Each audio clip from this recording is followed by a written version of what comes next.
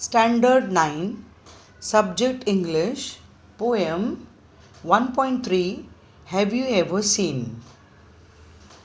This poem is a very interesting and an amusing one, where the poet has made use of plenty of homographs and puns, which is a figure of speech.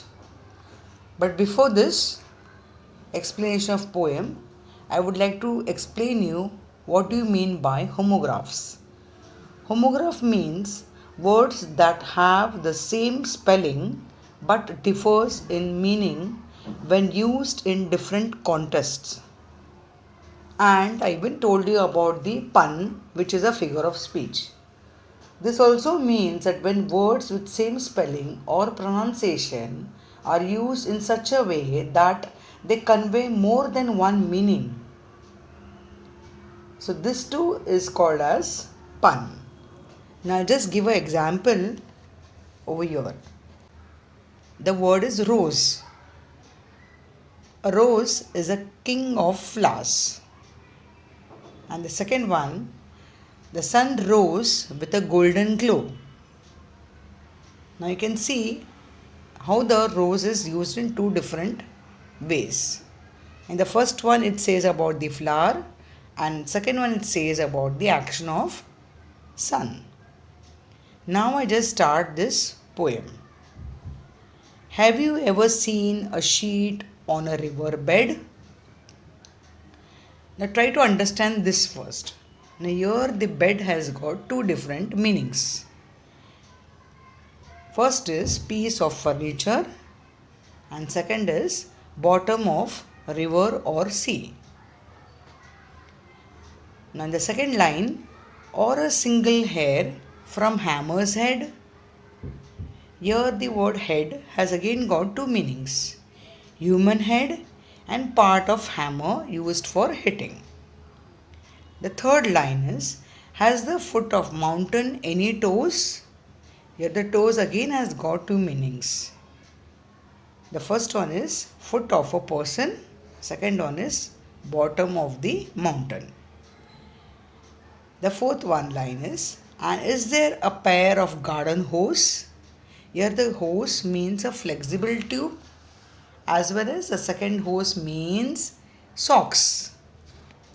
Now I would just like to say, the poet over here, he asked if anyone has seen a sheet on the riverbed or a single hair from the head of a hammer.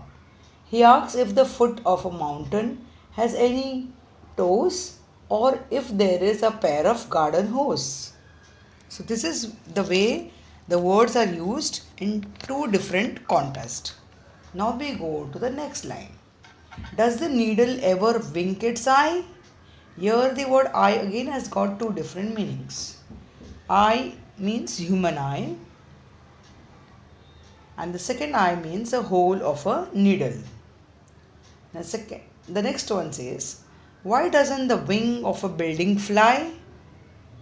The wing in the first instance says wings of bird and the second one says a part of a building. Now we go to the next line. Can you tickle the ribs of parasol? Here the meaning of parasol means umbrella. But ribs have got again two different meanings. So the first one says ribs means part of human body. And second one it says about internal framework of umbrella.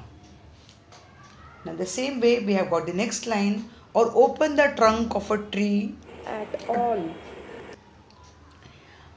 Okay, so here it means, trunk means suitcase or a metallic box. And the next one says part of a tree. The same way in the other way, are the teeth of a rake ever going to bite? Here the teeth again has got two different meanings. Human teeth and pointed part of a rake. So here he wonders if the needle never winks its eye and why the wing of a building doesn't fly. He also asks if you tickle the ribs of parasol or open the trunk of a tree at all. So this is the way the poems are written, which gives a little bit of enjoyment. So you go to the next one. Have the hands of a clock any left or right? Here the word hands again has got two meanings. Hands is human hands and second is parts of the clock. Now you go to the next line. Can the garden plot be deep and dark?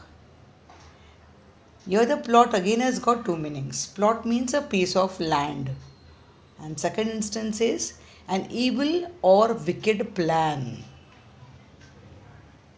Now we go to the last line. And what is the sound of the birch bark? The bark has got two meanings. One bark is sound of dog's cry and the second is outer covering of the tree. So here finally the poet says, if the teeth that a rake has are going to bite, or if the hands of a clock have any left or right, he wonders if a garden plot can be deep and dark. And what is the sound of the birch tree's bark? So here you can see this poem which is quite humorous, and you will see the way the poem is written in a different manner too. Thank you.